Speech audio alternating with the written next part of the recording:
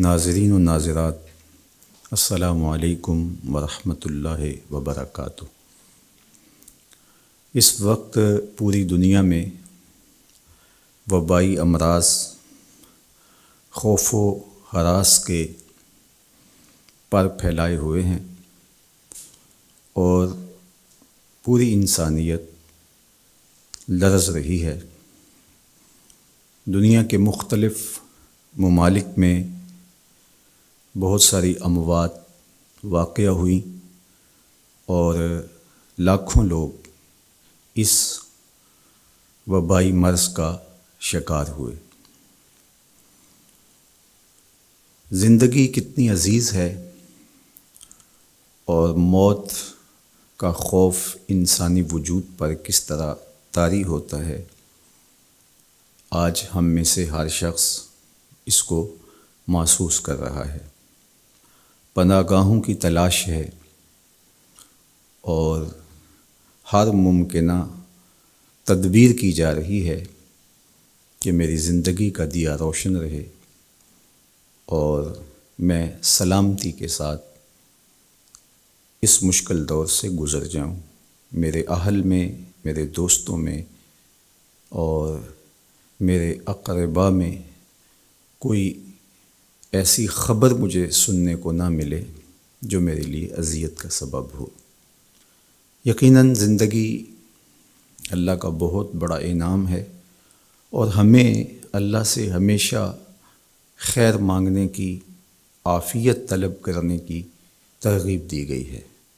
میرے اور آپ کے آقا و مولا حضور ختم المرتبت صلی اللہ علیہ وآلہ وسلم نے اپنی امت کو تعلیم دیتے ہوئے ارشاد فرمایا، صلی اللہ العفو والعافیہ، اللہ سے معافی طلب کرو، اللہ سے عافیت طلب کرو۔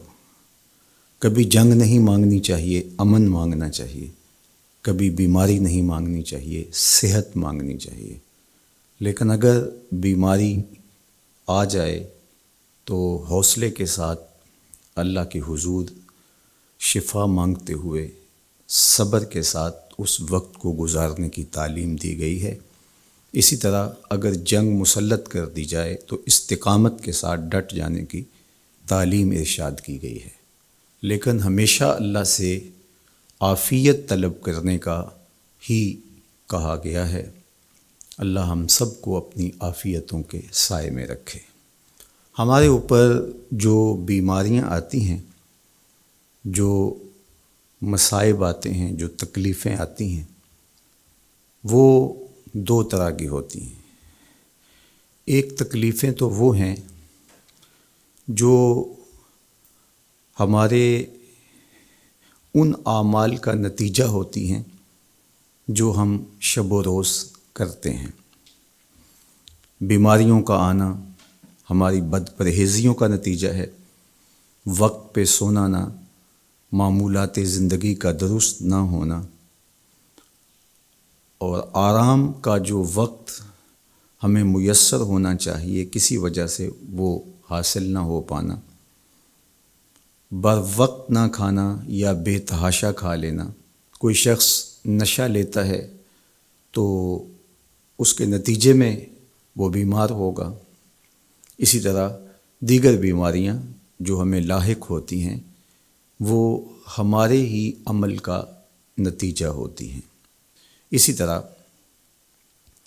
کچھ بیماریاں ہماری کوتاہیوں کا، گناہوں کا نتیجہ ہوتی ہیں۔ تو یہ وبائی امراض ہمارے کیے ہوئے کی سزا ہے۔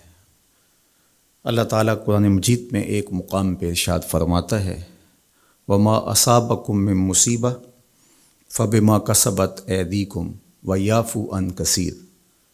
جو تمہارے اوپر کوئی مصیبت آتی ہے وہ تمہارے ہاتھوں کی کمائی ہے، تمہاری اپنی کرتوتوں کا نتیجہ ہے، اور اللہ تعالیٰ بہت ساری چیزوں سے درگزر فرماتا ہے۔ یہ اس کی کرم نوازی ہے کہ وہ درگزر فرماتا ہے اور کبھی کبھی گرفت کرتا ہے۔ اگر وہ ہر کوتاہی پر گرفت کرنے لگے تو قرآن مجید میں ایک دوسرے مقام پہ ارشاد فرمایا کہ لوگوں کے ظلم کی وجہ سے، بے جا کاموں کی وجہ سے اللہ اگر گرفت کرنے لگے تو زمین کی چھاتی پر ایک چوپایا بھی زندہ نہ بچ پائے۔ تو اللہ جل شانہ اپنے بندوں کو معاف بھی فرماتا ہے اور ان کی گرفت بھی کرتا ہے۔ پچھلی امتیں جب گناہوں میں مبتلا ہوتی تو ان کو تنبیہات کی جاتی، ان کو سمجھایا جاتا انبیاء علیہم السلام کے ذریعے سے، اور انہیں چھوٹے عذاب کے جھٹکے دے کر کے تنبیہ کی جاتی۔ لیکن جب وہ قومیں نہ سنبھلتی تو اللہ تعالیٰ جل شانہ ان کے اوپر عذاب استیصال نازل کرتا۔ عذاب استیصال یہ ہے کہ وہ قومیں وجود سے مٹا دی جاتی۔ اس امت پر اگرچہ یہ کتنے بڑے جرم ہی کیوں نہ کریں، ان پر عذاب استیصال نہیں آئے گا۔ اللہ کے محبوب صلی اللہ علیہ وآلہ وسلم کا پاکیزہ وجود اور حضور کی رحمت کی تنی ہوئی چادر ہمارے لیے بچاؤ کی ضامن بن جاتی ہے، اور ہم اللہ تعالیٰ کی طرف سے آنے والے عذابوں سے بچ جاتے ہیں۔ کفار مکہ نے باقاعدہ مطالبہ کیا، اے اللہ اگر تیرا یہ رسول سچا ہے فامطر علینا حجارۃ من السماء، تو آسمان سے ہمارے اوپر پتھر نازل کر۔ تو حضور صلی اللہ علیہ وآلہ وسلم کے رب نے کیا جواب دیا؟ وما کان اللہ لیعذبہم وانت فیہم۔ محبوب، اللہ کی یہ شان نہیں ہے کہ تو ان کے اندر رہتا ہو اور میں ان پر عذاب نازل کروں۔ حالانکہ پچھلی امتوں پر عذاب نازل ہوا اور یہ امت خود عذاب مانگ رہی ہے۔ کفار نے عذاب طلب کیا لیکن کہا کہ محبوب تیری وجہ سے میں ان پر عذاب نازل نہیں کروں گا، اگر ان کی رحمت نہ ہو درمیان میں ابھی آگ لگ جائے دونوں جہاں میں۔ تو وہ عذاب استیصال جو قوموں کے وجود کو مٹا دیتا ہے، امت مصطفیہ پر، حضور علیہ السلام کے غلاموں پر وہ کبھی بھی نہیں نازل ہوگا۔ لیکن آزمائشیں، ابتلائیں اور سزائیں ان کو وقفے وقفے سے دی جاتی ہیں تاکہ یہ سنبھل جائیں اور اپنے اعمال کو درست کریں اور اپنا محاسبہ کریں۔ اگر وہ اس کے باوجود بھی نہ سمجھیں تو اللہ تعالیٰ جل شانہ کی سخت ناراضگی کا موجب ہے۔ اہل ایمان پر جو ابتلائیں آتی ہیں، جو آزمائشیں آتی ہیں، اس پر جب وہ صبر کرتے ہیں اور اللہ کی طرف رجوع کرتے ہیں تو ان کو اس کا اجر اور اس کا صلہ دیا جاتا ہے۔ حضور نبی رحمت صلی اللہ علیہ وآلہ وسلم نے ارشاد فرمایا کہ مومن کے پاؤں میں کانٹا بھی چبھتا ہے تو وہ بھی اس کے گناہوں کا کفارہ بنتا ہے، وہ بھی اس کے لیے بہتری کا ضامن بن جاتا ہے۔ تو جو وبائیں آتی ہیں، تکلیفیں آتی ہیں، تو وہ اس کے لیے بہتری کی ضامن ہوتی ہیں۔ اسی لیے تو وباؤں سے جو اللہ پر یقین رکھتے ہوئے انتقال کرتے ہیں وہ شہید کے زمرے میں آتے ہیں۔ کتنا بڑا درجہ ہے شہادت کا، لیکن ان کو یہ نصیب ہوتا ہے۔ وہ اپنے آپ کا محاسبہ کرتے ہیں۔ کیسے ہمیں پتہ چلے کہ جو مصیبت ہمارے اوپر آئی ہے وہ سزا ہے یا ابتلا ہے؟ تو علماء نے کہا کہ جو وبا، جو مصیبت، جو تکلیف تمہیں پہنچتی ہے اس پر اگر تمہیں اللہ کی طرف رجوع نصیب ہوتا ہے تو وہ ابتلا ہے، اس سے تمہارے درجے بلند ہوں گے، تمہارے گناہ مٹیں گے۔ اور اگر ان آزمائشوں، ان امتحانات اور ان وباؤں کے باوجود بھی تمہارا اللہ کی طرف رجوع نہیں ہوتا اور تم اسی طرح اپنی زندگی کو گزارتے ہو جس طرح اس سے قبل گزارتے ہو، تو وہ تمہارے لیے سزا ہے۔ تو مجھے اور آپ کو اس موقع پر دیکھنا ہوگا کہ ہم کس مرحلے سے گزر رہے ہیں، ہماری کیفیت باطن کیا ہے۔ کیا یہ خوف و ہراس کا عالم اور یہ وبائی امراض اور اس وقت پوری دنیا کے اوپر جو کیفیت ہے وہ ہمارے لیے اللہ کی قربت کا سبب بن رہی ہے، رجوع اللہ کا ذریعہ بن رہی ہے، توبہ و استغفار کا سبب بن رہی ہے؟ ہم اللہ تعالیٰ جل شانہ کی قربت حاصل کرنے کے لیے کوشاں ہو گئے ہیں، یا کہ ہمارے رویے، ہمارا طرز زندگی اور ہمارا انداز معاشرت بالکل تبدیل نہیں ہوا، اور ہم جس طرح کی زندگی پہلے گزار رہے تھے اس طرح کی ہی زندگی بسر کر رہے ہیں، تو پھر یہ ہمارے لیے سزا ہے، ورنہ ہمارے لیے ابتلا ہے، آزمائش ہے، امتحان ہے، اور ہم اس میں اللہ کی قربت کے ذریعے سے اللہ کی پناہ میں آ کے سرخرو ہو رہے ہیں، کامیاب اور بامراد ہو رہے ہیں۔ یہاں ہمیں دیکھنا ہوگا کہ اس وقت سسکتی انسانیت کے لیے ہمارا رویہ کیا ہے۔ کیا ہم نے اشیاء خورد و نوش سے لے کر کے ضروری ادویات تک اور انسانی ضرورت کے لیے اس وبا سے بچنے کے لیے جو ماسک پہنا جاتا ہے اس کو حصول زر کا ذریعہ بنایا، یا کہ ہم انسانیت کی خدمت کے لیے اس وقت میدان عمل میں موجود ہیں؟ تو ہم اپنے عمل سے، اپنے رویے سے اپنے آپ کو جج کر سکتے ہیں، اپنے آپ کو دیکھ سکتے ہیں۔ اقبال نے کہا تھا اپنے دل سے پوچھ، ملا سے نہ پوچھ۔ تو ہمیں اپنے اندر سے فتویٰ ملتا ہے ہم کس جگہ پہ کھڑے ہیں، تو ہمیں اس حوالے سے اپنے آپ کو دیکھنا چاہیے۔ اللہ تعالیٰ جل شانہ نے ہمیں اس ابتلا میں، اس آزمائش میں مبتلا کیا ہے، تو اس میں اس کی حکمت بالغہ کیا ہے ہم نہیں جانتے، لیکن ہم اس کی طرف ہی رجوع کر کے، اس کے حضور عجز کر کے، اپنے گناہوں کی معافی مانگتے ہوئے کثرت استغفار کے ذریعے سے اس میں کامیاب اور سرخرو ہونے کی کوشش کریں۔ اللہ جل شانہ کے محبوب علیہ السلام نے ہمیں مشکلات سے صبر کے دامن کو تھام کر گزرنے کی تلقین کی ہے، اور صبر اجر کا ضامن بنتا ہے، اور اگر بے صبری کے ذریعے سے اور واویلے کے ذریعے سے ہم وقت گزارتے ہیں تو تکلیف تو اس سے کم نہیں ہوتی، لیکن اجر برباد کر بیٹھتے ہیں۔ ہمیں ایسی مشکل گھڑیوں میں صدقہ و خیرات کے ذریعے سے اللہ کی قربت اختیار کرنے کا حکم دیا گیا۔ فرمایا گیا داؤ مرداکم بالصدقہ، اپنے مریضوں کا علاج صدقے سے کرو، تمہارے امراض کا علاج صدقے میں چھپا ہوا ہے۔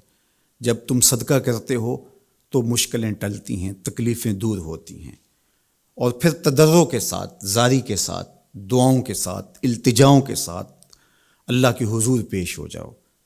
تم امتحان گاہ میں کھڑے ہو، وَاسْتَقْبِلُوا امواج البلا بالدعاء والتضرع، فرمایا کہ بلاؤں اور آزمائشوں کی موجیں جب تمہاری طرف بڑھ رہی ہوں تو تم تضرع اور زاری کے ساتھ اللہ کی مدد اور اللہ کی پناہ لے لو، اور جب تم اس کی پناہ میں آ جاؤ گے تو پھر تکلیفیں تمہارا کچھ نہیں بگاڑ سکتی، تمہارے درجے بلند ہوں گے، اور تمہاری خطاؤں سے اللہ درگزر فرمائے گا، اور تمہارے لیے راحتوں کے، کرم نوازیوں کے در کشادہ ہوں گے۔ اللہ جل شانہ کی بارگاہ میں ہم دعا بھی کریں، کثرت کے ساتھ استغفار بھی طلب کریں، چونکہ استغفار ہمارے لیے تریاق کا درجہ رکھتا ہے، بالخصوص جب ہم ان حالات میں ہیں۔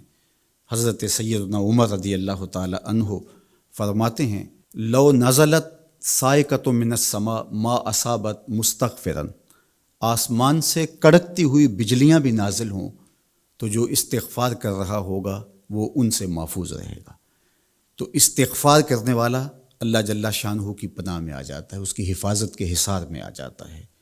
حضرت امام شافعی علیہ رحمہ فرماتے ہیں کہ میری زندگی کا نچوڑ، میں نے جو دین پڑھا ہے، دین سمجھا ہے، تو اس کا خلاصہ یہ ہے کہ ما رأیت انفع للوباء من التسبیح، وباؤں اور ابتلاؤں کے اندر تسبیح سے بہتر میں نے کوئی وظیفہ نہیں پایا ہے۔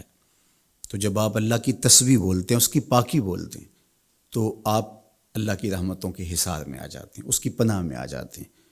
تو اللہ تعالیٰ جل شانہ آپ سے مصیبتوں کو اٹھا لیتا ہے، تکلیفوں کو اٹھا لیتا ہے۔ تو استغفار طلب کیجئے، اللہ کی تسبیح بولیے، اور قرآن مجید کی کثرت کے ساتھ تلاوت کیجئے۔ آج جب کہ فرصت کے لمحے ہمارے ہاتھ آ ہی گئے ہیں اور ہم کسی وجہ سے گھروں میں بیٹھ ہی گئے ہیں، تو اس موقع پر ہمیں کتاب اللہ کے ساتھ جڑنا چاہیے۔ کتاب اللہ کے ساتھ ہمارا تعلق جتنا مضبوط ہوگا، اللہ پر یقین اتنا ہی پختہ سے پختہ تر ہوتا چلا جائے گا۔ لیکن آج اگر سویر سے لے کر شام تک اور شام سے لے کر سویر تک ہم اپنا وقت یوں ہی برباد کر رہے ہوں اور ہمیں قرآن مجید کھول کر کے پڑھنے کی توفیق بھی میسر نہ آئے، تو پھر اس کا مطلب یہ ہے کہ ہم اس سزا کو کاٹ رہے ہیں، اس ابتلا سے اللہ کی قربت حاصل نہیں کر رہے۔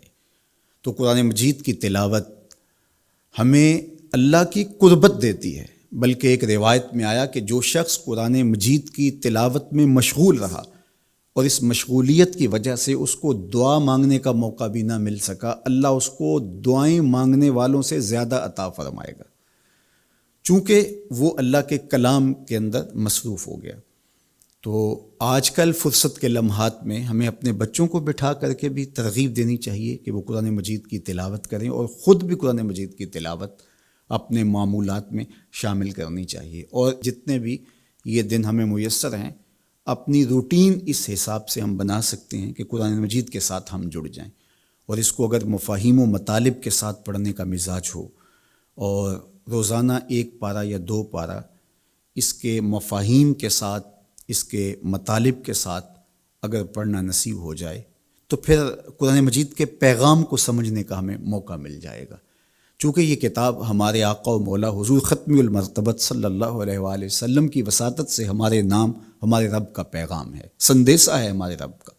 ہمارے رب نے ہمیں کیا کہا ہے ہمیں سمجھنا چاہیے۔ دنیا کے کسی ایسے ملک سے میرے اور آپ کے نام کوئی خط ہو اور اس زبان میں ہو جو زبان میں نہیں جانتا، تو اتنی دیر تک میں چین سے نہیں بیٹھتا، آپ چین سے نہیں بیٹھتے جب تک اس کے مندرجات معلوم نہیں کر لیتے، اس میں خوشی کی خبر ہے یا کوئی غم کا قصہ ہے، یہ خط میرے نام کیا پیغام لے کر آیا ہے۔ تو صاحب یہ قرآن حضور کی معرفت، ہمارے نام، ہمارے رب کا خط ہے۔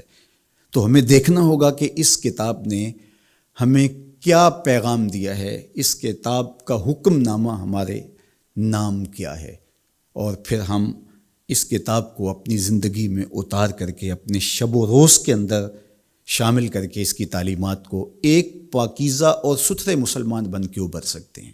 تو اس موقع سے بھرپور فائدہ ہمیں حاصل کرنا چاہیے۔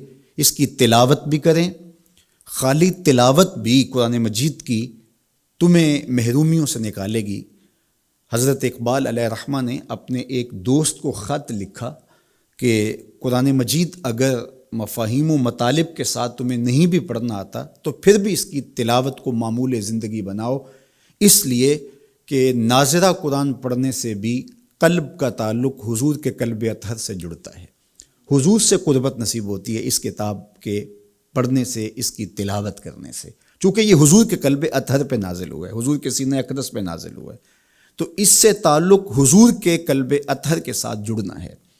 اور ہمیں فرمایا گیا کہ راتوں کی تنہائیوں میں اٹھ اٹھ کے قرآن پڑھا کرو اور قرآن پڑھتے ہوئے رویا کرو، اور یہ بھی فرمایا گیا فَإِلَّمْ تَبْكُوا فَتَبَاكُوا، اور اگر رونا نہ آئے تو رونے کی کوشش کیا کرو، تکلف کے ساتھ اپنے اوپر وہ کیفیت طاری کرو کہ تمہاری آنکھیں آنسوؤں کا خراج دیں اس قرآن کو پڑھتے ہوئے۔ کیا یہ تصور تھوڑا ہے کہ جب تم قرآن پڑھ رہے ہو تو اس خیال میں ہو کہ میں اپنے رب کا کلام پڑھ رہا ہوں؟ فرمایا تمہارا رب سے ہم کلام ہونے کو جی چاہے تو قرآن کھول کے بیٹھ جاؤ، یہ رب سے ہم کلام ہونا ہے۔ حضرت داتا گنج بخش علی حجویری علیہ الرحمہ سے ایک مرید نے کہا حضرت اگر رونے کی کوشش کریں تو پھر بھی رونا نہ آئے تو فرمایا پھر اپنے مقدر پہ رویا کرو، تم اتنے سنگ دل ہو گئے ہو کہ تم رونا بھی چاہتے ہو لیکن تمہاری آنکھیں آنسوں کا خراج نہیں دیتی۔ تو اس کتاب کے ساتھ جڑ کے، اس کتاب کے ساتھ وابستہ ہو کے، اس کے ساتھ تعلق خاطر قائم کر کے اپنی زندگی کو سنوارا جا سکتا ہے۔ یہ کتاب زندگی ہے، یہ نسخہ حیات ہے، نسخہ کیمیا ہے۔ فاش می گوئم آنکھ در دل مزمرست، این کتاب نیز چیز دیگرست۔ اقبال نے کہا اگر میں کھل کے بتا دوں جو میرے سینے میں پوشیدہ ہے، یہ کتاب نہیں، یہ کوئی اور ہی چیز ہے، یہ زندگی بخش ہے، یہ حیات آفری ہے، اس کا ایک ایک لفظ نور دیتا ہے، اس کا ایک ایک حرف اجالے بانٹتا ہے۔ بلکہ وہ لوگ جو اس کتاب سے زندگی حاصل نہیں کرتے اور اس کتاب کے ہوتے ہوئے بھی محرومیوں کا شکار ہے، تو بڑی خوبصورتی کے ساتھ اقبال نے تنقید کی اور سوئے ہوئے ضمیر جگانے کی کوشش کی. ببند صوفی و ملا اسیری حیات از حکمت قرآن گیری با آیاتش ترا کار جزی نیست کہ از یاسین او آساں بمیری. اقبال کہتے ہیں تو جاہل صوفی اور کاہل ملا کے ایسے پھندے میں پھنسا کہ تو نے قرآن سے زندگی تلاش نہیں کی. قرآن کی آیتوں سے تجھے صرف اتنا سروکار ہے، جب تیرے بوڑھے کی روح اٹک گئی تو سورہ یاسین لے کے بیٹھ گیا کہ میں اس کی تلاوت کروں اور اس کی روح آسانی سے نکل جائے. اقبال کہتے ہیں اس میں کوئی شک نہیں ہے، مرنے والے کو اس کا فائدہ ہوتا ہے، لیکن مجھے افسوس اس بات کا ہے کہ اس قرآن سے بھی تو نے مرنا ہی سیکھا، کاش اس قرآن سے جینا سیکھ لیا ہوتا. یہ تجھے زندگی کے کرینے سکھاتا، تجھے اسلوب حیات بتاتا، تجھے جینے کا طریقہ بتاتا، تجھے محمد عربی کی دہلیز پہ لے جاتا، تمہیں خدا کی قربت دیتا، خشیت الہی کے اجالے دیتا. یہ کتاب زندگی بخش اور حیات آفری تھی، تو نے کیوں اس کتاب کے ہوتے ہوئے اپنے آپ کو محرومیوں کے سپرد کر دیا؟ تو یہ موقع ہمیں ملا ہے زندگی کی گہما گہمی میں، زندگی کی چکا چون میں، سویر سے شام تک، شام سے سویر تک بھاگم بھاگ لگی تھی. تو کسی وجہ سے لمحے فرصت کے ہاتھ آ ہی گئے ہیں. تو آئیے ہم اپنا ربط کتاب اللہ سے جوڑیں، قرآن سے جڑ جائیں اور اس کی تلاوت کو شعار زندگی بنا لیں. گھر تو می خواہی مسلمہ زیستن نیست ممکن جز بقرآن زیستن. اگر تو مومن بن کے، مسلمان بن کے جینا چاہتا ہے تو قرآن کے بغیر تیرا ایک لمحہ بھی نہیں بیت سکتا. تو اس کتاب کے ساتھ ہمیں وابستہ ہونا چاہیے. روزانہ 1-2 پارے خود بھی پڑھنے چاہیے اور اپنے بچوں کو بھی اس کی ترغیب دینی چاہیے. روزانہ ہماری صبح کا آغاز تلاوت کلام مجید سے ہو تو زندگی کتنی خوشگوار، پر نور، تاباں اور منور ہوگی. تو اس موقع پر میں مشورہ دوں گا اپنے جملہ ناظرین سے، سامعین سے، کہ وہ کتاب اللہ کے ساتھ جڑ جائیں اور یہ کتاب دیکھنا کہ کیسے موتی اچھال کے تمہاری گود میں ڈالتی ہے.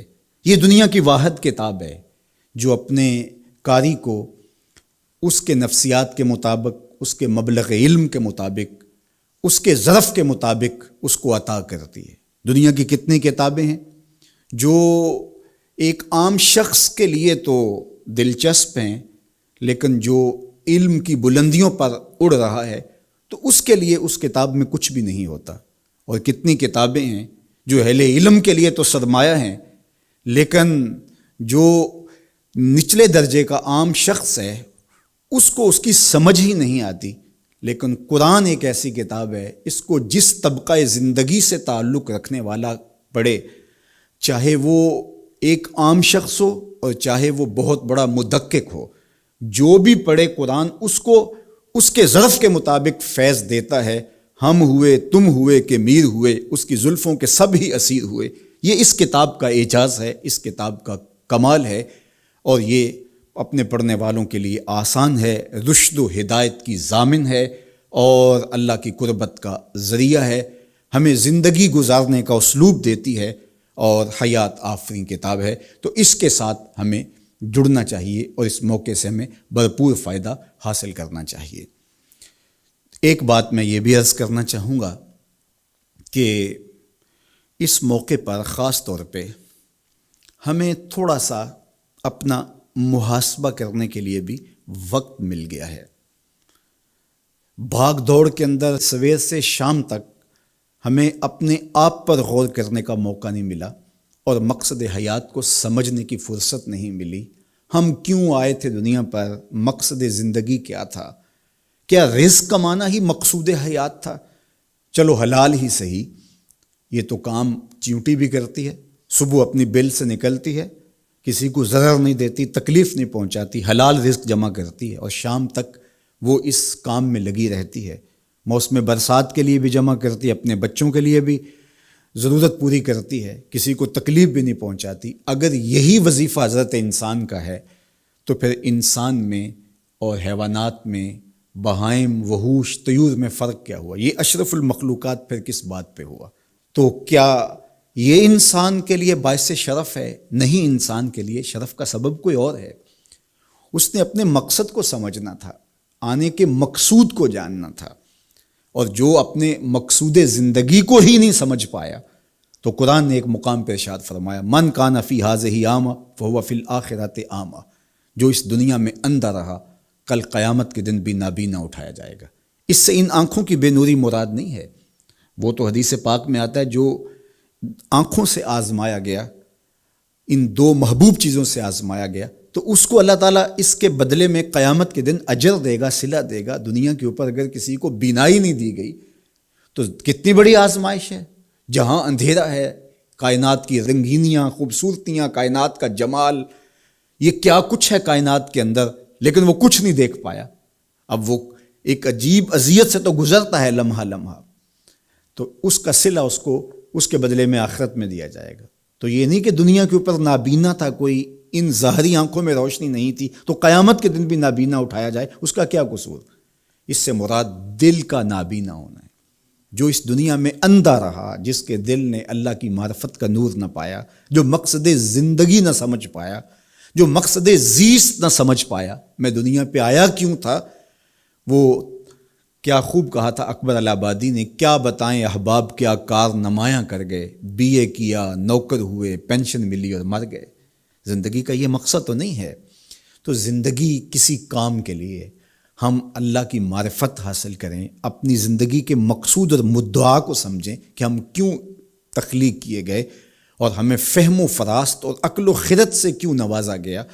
تو وہ مقصد اگر ہم نے نہیں پایا تو اس موقع پہ ہمیں اپنا محاسبہ کر کے غور کرنا ہوگا اور اپنی زندگی کی راہوں کو درست کرنا ہوگا۔ اللہ کے حضور رجوع کریں، سچی توبہ کریں۔ آج یہ تھوڑے سے حالات دیگر گوں ہوئے اور موت آنکھوں کے سامنے رقص کرتی ہوئی نظر آئی۔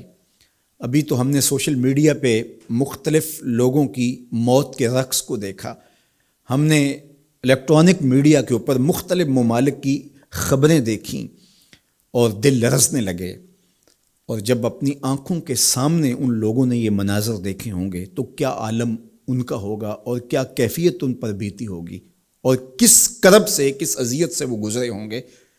اور ہزاروں انسانوں میں سے کوئی ایک شخص آغوش موت میں اترا، اور اس کی سسکیاں اور آخری لمحے اس کی تڑپ اور اس کی بے چینیاں اور اس کے خاندان کی محرومیاں اور ان کی آنکھوں سے برستے ہوئے آنسو دل لرزا دیتے ہیں۔ تو ذرا 2 لمحوں کے لیے تصور کر لیجئے کہ اربوں انسان ہیں، تو چند ہزار لوگ آغوش موت میں اترے تو ہمارا وجود لرزنے لگا، تو وہ لمحہ کتنا دردناک ہوگا جب یہ زمین بھی لپیٹی جا رہی ہوگی، جب آسمان بھی لپیٹا جا رہا ہوگا اور ہر ذی روح اس دنیا سے رخصت ہو رہا ہوگا، اور خوف قیامت اور قیامت کا وہ زلزلہ، وہ جھٹکا، اپنے اطراف میں دائیں بائیں آگے پیچھے لاشیں گرتی نظر آئیں گی، اور پھر جسموں کے پرزے اڑتے ہوئے دکھائی دیں گے۔ اذا زلزلت الارض زلزالها واخرجت الارض اثقالها وقال الانسان ما لها یومئذ تحدث اخبارها۔ وہ داروگیر کے لمحے، وہ ایک خوفناک چنگھاڑ اور چیخ، وہ اتنا دردناک لمحہ ہوگا کہ ہول قیامت سے پیدا ہوتے ہوئے بچے کے بال سفید ہو جائیں گے۔ وہ اتنا دردناک لمحہ ہوگا۔ تو وہ لمحہ بھی آنے والا ہے اور ہم سب لوگ آغوش موت میں اترنے والے ہیں۔ اگر اس وبا سے میں اور آپ بچ کے نکل بھی جاتے ہیں تو کیا موت سے ہم بچ پائیں گے؟ تو یہ ہمارے لیے ایک جھنجھوڑنے کا لمحہ ہے، ہمیں تنبیہ کی جا رہی ہے، یہ تازیانہ عبرت ہے ہمارے لیے، اور ہم اپنی آخرت کی بہتری کے لیے کوشش کر لیں اور دیکھیں کہ یہ لمحات زندگی کے اور یہ گھڑیاں جو آج ہمیں میسر ہیں، ایک وقت آئے گا یہ بھی میسر نہیں ہوں گی، اور اگر آج ہم نے عبرت حاصل نہ کی تو پھر سوائے ہاتھ ملنے کے کچھ نہیں ہوگا۔ وہ ایک فقیر تھا، بازار سے گزر رہا تھا تو لوگوں کو دنیا میں کھوئے ہوئے دیکھا تو دل میں رحم جاگا، تو ان کو سمجھایا کہ یہ سب کچھ دنیا ہی نہیں ہے، اس دنیا کے بعد بھی کوئی جہاں ہے، تم نے کسی کے حضور پیش ہونا ہے اور اپنے اعمال کی جواب دہی تمہارے کندھوں پہ ہے، تو آؤ اپنی آخرت کو یاد کرو اور اپنے رب سے تعلق جوڑ لو۔ لوگوں نے کہا جا بابا کام کر، تجھے کیا پتہ کہ دنیا کی لذتیں کیا ہیں اور ہم کس کام کاج میں لگے ہیں، جا اپنا کام کر۔ وہ شخص دل برداشتہ ہو گیا، وہاں کھڑا ہو کے آنسو بہانے لگا۔ کوئی شخص گزرتا ہوا رکا تو اس نے ایک شخص کو روتے ہوئے دیکھا تو رک کے کہنے لگا کہ کسی نے تجھے تنگ کیا ہے، کسی نے تیرے اوپر کوئی زیادتی کی ہے، تم کیوں رو رہے؟ اس نے کہا کسی نے کوئی زیادتی نہیں کی، بس ان کے رویے نے رلا دیا۔ کہا کیا ہوا؟ کہا گزر رہا تھا، ان کو دنیا میں کھوئے ہوئے دیکھا، دل میں خیال جاگا کہ ان بندوں کی اور رب کی صلح ہی نہ کروا دوں۔ تو کہا پھر کیا بنا؟ کہا وہ تو مان گیا تھا، یہی نہیں مانے۔ وہ تو کہتا تھا لے آ میری دہلیز پہ، میں سارے گناہ معاف کر دوں گا۔ التائب من الذنب کمن لا ذنب لہ، گناہ سے توبہ کرنے والا ایسا ہو جاتا ہے جس طرح اس نے گناہ کیا ہوا ہی نہیں۔ نامہ اعمال سے بھی گناہ مٹا دیے جاتے ہیں، فرشتوں کی یادداشتوں سے بھی محو کر دیے جاتے ہیں، اور گناہ جس جگہ پہ کیے زمین گواہ ہوتی ہے، ہاتھ پاؤں گواہ ہوتے ہیں، سب جگہوں سے محو کر دیے جاتے ہیں۔ اور گناہ سے توبہ کرنے والا ایسے ہوتا ہے جیسے اس نے ابھی ماں کے پیٹ سے جنم لیا ہو۔ تو کہا وہ تو کریم ہے، سورج ابھی مغرب سے طلوع نہیں ہوا، رحمت کا در کشادہ ہے، توبہ کا دروازہ بند نہیں ہوا، تو میرا خیال تھا ان بندوں کی اور رب کی صلح کروا دوں۔ تو وہ تو مانتا تھا ہم تو مائل بکرم ہیں، کوئی سائل ہی نہیں، لیکن ان سے بات کی تو یہ نہیں مانے۔ خیر وقت گزر گیا، وہی شخص 2-1 دن کے بعد قبرستان کے قریب سے گزرا تو وہی فرد وہاں روتا ہوا پایا گیا۔ تو اس نے پھر اپنی گاڑی، اپنی سواری روکی اور کہا بابا عجیب شخص ہے، بازاروں میں بھی روتا ہے، قبرستانوں میں بھی روتا ہے، آج کیا مسئلہ تجھے ہوا؟ کہا مسئلہ وہی میرا کل پرسوں والا ہے۔ کہا کیا ماجرا ہوا؟ کہا بازار میں گیا تھا اور میرا خیال تھا کہ بندوں اور رب کی صلح کروا دوں، وہ تو مان گیا لیکن یہی نہیں مانے، مایوس ہو کے آج قبرستان والوں کے پاس آ گیا اور یہاں میرا خیال یہ ہوا ان کی اور اس کی صلح کروا دوں۔ تو بڑی دلچسپی سے پوچھا کہ آج کیا بنا؟ کہا آج یہ مان گئے ہیں، وہ نہیں مانتا۔ تو قبل اس سے کہ ہم مانیں، یا لیتنی قدمت لحیاتی، ہائے میں نے یہ زندگی آخرت کے لیے آگے بھیج دی ہوتی، لیکن وقت بیت چکا ہو۔ تو آج وقت ہے، وقت پر کافی ہے قطرہ بھی آب خوش ہنگام کا، جل گیا جب کھیت برسا می تو پھر کس کام کا۔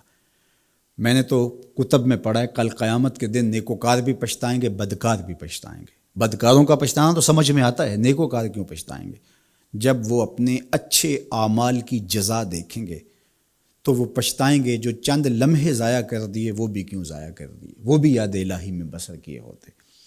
اور جنہوں نے اپنی زندگی گناہوں میں گزار دی، خواہشات نفس میں گزار دی، آرزوؤں اور تمناؤں میں بسر کر دی، 2 دنی 4 کے چکر میں پڑے رہے، دولت کے انبار لگ گئے، پھر بھی نفس رجا نہیں ہے، اندر کی خواہشات تشنا کی تشنا ہی رہیں، پھر بھی سیرابی نہیں ہوئی۔ کوزائے چشم حریصاں پر نشد، تا صدف کانے نشد پر در نشد۔ رومی علیہ رحمہ فرماتے ہیں حریص کی آنکھ کا پیالہ نہیں بھرتا۔ کہا کہ جب تک صدف کانے نہیں ہوتا اس میں موتی نہیں آتے، اور سادی شیرازی بولتے ہیں کہ پیٹ بھر جاتا ہے، آنکھ نہیں بھرتی۔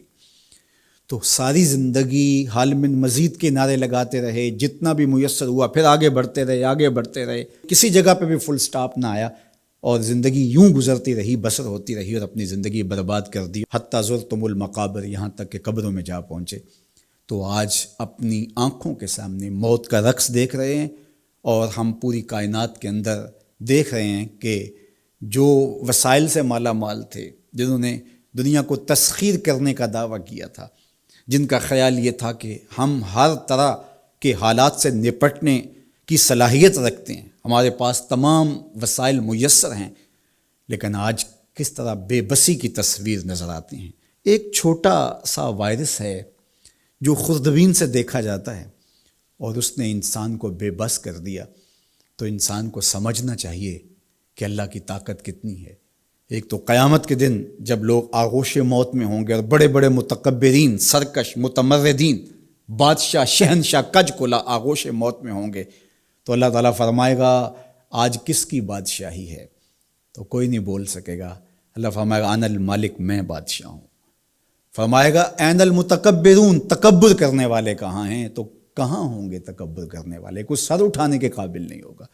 اللہ فرمائے گا میں ہوں متکبر، کبریائی مجھی کو زیبا ہے۔ تو یہ کل جو ماننا ہے تو اچھا نہیں کہ آج ہی مان لیں اور اپنی زندگی کو اس کی راہوں پہ لگا لیں۔ تو یہ مختصر زندگی اللہ کی امانت ہے۔ اللہ جل شانہ ہمیں اس زندگی کو اس کے راستے میں لگانے کی توفیق دے۔ یہ آزمائش کی گھڑیاں یہ سزا کے جھٹکے، یہ عبرت کے تازیانے، یہ ہمارے سمجھانے کے لیے ہوتے ہیں۔ حضرت امام غزالی فرماتے ہیں یہ ڈوبتا ہوا سورج روز ہمیں بتاتا ہے کہ میاں زندگی پائیدار نہیں ہے، ایک دن تمہاری زندگی کا سورج بھی ڈوب جانا ہے۔ یہ پھیلی ہوئی قبریں، یہ جوانی سے بڑھاپے کی طرف بڑھتے ہوئے لوگ، یہ اٹھتے ہوئے جنازے، یہ سب کچھ تمہیں بتاتے ہیں۔ تم سمجھو اور اپنی زندگی کو خیر کی راہوں پہ ڈال لو۔ آج لمحہ ہے زندگی کا موجود لمحہ، اور آج کا پچھتاوا کل کی بہتری کی ضمانت ہوگا۔ کل کا پچھتاوا سوائے حسرت بڑھانے کے اور کچھ نہیں ہوگا۔ اللہ مجھے آپ کو زندگی کی اچھائیاں نصیب فرمائے۔ اج ساوی نے کھلے راہ وی نے، انج ٹوک انوکھڑے ٹوک دے نہیں، ٹر پویں تے پینڈے مک جاندے، کار بیٹھے ہیں فاصلے مک دے نہیں۔ تو آج ایک ایک قدم بھی چلیں گے تو منزل تک پہنچ جائیں گے، لیکن کل یہ قدم شل ہو جائیں گے، یہ زباں بولنے سے بند ہو جائے گی۔ یہ دارالعمل ہے، وہ دارالجزا ہے، پھر دارالجزا میں عمل نہیں ہوگا، پھر پچھتاوا، پھر ڈاڈا پچھتاوا، سخت پچھتاوا، حسرت پہ حسرت، دکھ، اذیت۔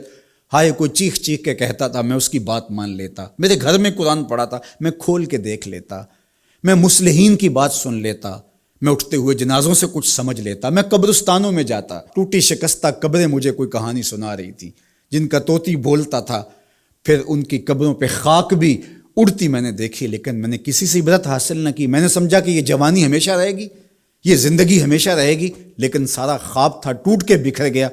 تو آج پچھتاوا ہے، تو کل جو پچھتانا ہے تو آج ہی پچھتا لیں، اور اپنی زندگی کو اللہ اور اس کے رسول کی راہوں پہ لے آئیں۔ اللہ مجھے آپ کو اپنی راہوں کا مسافر رکھے، اور زندگی کو حضور علیہ الصلاۃ والسلام کی اطاعت کے، فرما برداری کے دائرے میں لے آئیں۔ وآخر دعوانا ان الحمد للہ رب العالمین، الحمد للہ رب العالمین، والصلاۃ والسلام علی اشرف الانبیاء والمرسلین۔ اللہ اٹھے ہوئے ہاتھ، پھیلی ہوئی جھولیاں اپنی رحمتوں سے بھر دے، بخت کی بہاریں نصیب فرما دے، مقدر کی خزائیں رخصت کر دے۔ جئیں تو تیرے لیے، مریں تو تیرے دین کے لیے، زندگی کی آخری ہچکی تک تیرے رسول کے وفادار رہیں۔ ہر علت، ہر قلت، ہر ذلت سے رہائی عطا کر دے، اپنے محبوب کے در کی گدائی عطا کر دے۔ نفس اور شیطان کے مکر و فریب سے، دجل و تلبیسات سے ہماری حفاظت فرما۔ اے اللہ ان وباؤں سے نجات عطا کر دے۔ اے اللہ تیری مخلوق تڑپ رہی ہے، سسک رہی ہے، میرے مالک اپنی مخلوق پہ رحم فرما، اور اپنا خاص کرم فضل ان پہ نازل کر دے۔ اے اللہ اس وبائی مرض سے نجات عطا کر دے، اپنا خاص کرم فضل اللہ امت مسلمہ کا مقسوم کر دے۔ اللہ میرے وطن کی خیر فرما، میرے ملک کو امن کے اجالے عطا کر دے۔ اللہ میرے ملک کی معیشت کو جمال عطا کر دے، خیر، خیریت، برکت، رحمت اور راحت ہمارا مقدور کر دے۔ اٹھے ہوئے ہاتھ خالی نہ موڑنا، پھیلی ہوئی جھولیاں اپنی رحمتوں سے بھر دے۔ ساری زندگی اپنی چوکھٹ کا فقیر رکھنا، اپنی دہلیز کا نوکر رکھنا، کبھی کسی کا محتاج نہ کرنا، ہمیشہ اپنی چوکھٹ کا فقیر رکھنا۔ اللہ ہم تیرے عاجز، ناتواں، کمزور بندے تیری دہلیز پہ ہاتھ پھیلائے، جھولیاں پھیلائے تیری رحمت کی بھیک مانگ رہے ہیں۔ میرے مالک اپنے کرم سے ہماری جھولیاں اپنی رحمتوں سے بھر دے۔ اس وبائی مرض سے اہل وطن کو، پورے عالم کو نجات عطا کر دے۔ اے اللہ اس مرض کو دور کر دے، اس کو ہواؤں میں اڑا دے، دنیا کے افق سے اس کو غائب کر دے۔ اللہ جو موجود ہے اس کے لیے اپنے کرم سے دوائیں نصیب فرما۔ اے اللہ اپنا خاص کرم فضل اس وطن پاکستان کے شامل حال فرما، جو مسیحا قوم کے اس وقت اس بیماری کے ساتھ نبرد آزما ہیں اور مشکل حالات کے اندر مریضوں کی دیکھ بھال کر رہے ہیں۔ اللہ ان ڈاکٹرز کو حفاظتوں کے حصار میں رکھنا۔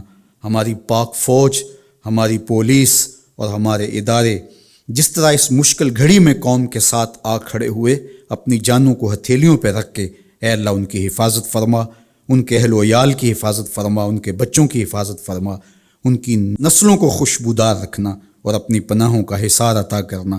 اللہ میرے وطن میں نظام رسول کی بہاریں پیدا کر دینا۔ اللہ خیر اور بھلائی مقسوم کر دینا۔ اے اللہ سسکتی انسانیت کا یہ درد دیکھ کر کے دنیا کے جو کارپرداز ہیں ان کو یہ سوچنے کی توفیق دے کہ کشمیر میں، القدس میں اور دیگر بلاد اسلامیہ کے اندر سسکتی انسانیت کیسے وقت کاٹتی ہے، اور دنیا کے اوپر امن کے لیے پائیدار کوششیں کرنے کی توفیق عطا فرما۔ اللہ ہمارے اٹھے ہوئے ہاتھ خالی نہ موڑنا، جملہ ناظرین کی جتنی دعائیں ہیں اللہ اپنے کرم سے مستجاب فرمانا، بے اولادوں کی جھولیاں اولاد سے بھر دینا، دکھیوں کے دکھ دور فرمانا، پریشان حالوں کی پریشانیاں دور فرمانا، بیماروں کو شفا عطا کر دینا، بے اولادوں کی گودیاں اولاد سے ہری کر دینا، انہیں اولاد نرینہ بھی بخشنا، اولاد مادینہ بھی بخشنا، اور ان پر اپنی خاص رحمات کا نزول کر دے۔ وصلی اللہ تعالی علی النبی الامین وعلی آلہ واصحابہ اجمعین۔